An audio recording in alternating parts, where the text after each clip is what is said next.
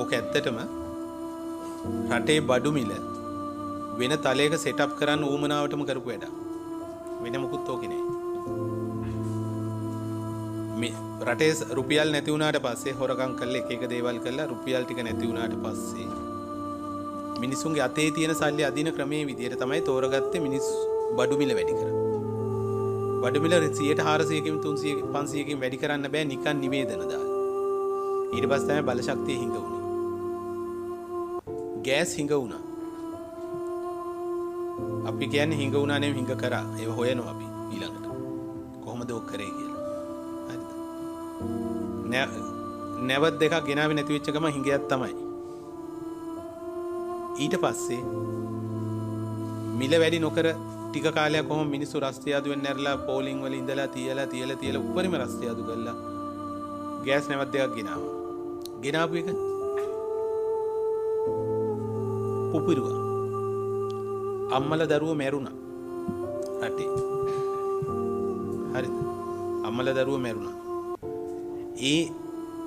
ඒ වෙලාවේ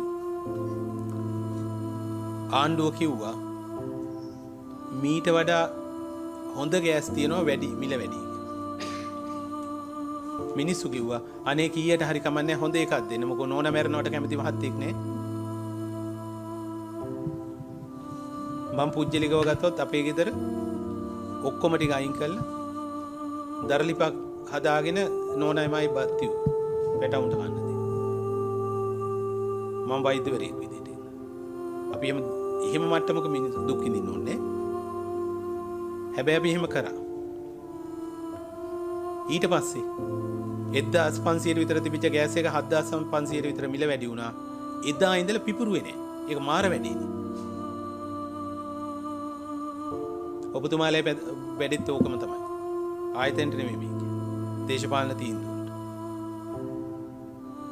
තෙල් ගෙනාවෙම මිල වැඩි කළා. ඩොලර් 300 ගාන ගෙවන්න නැතුව නැවකට.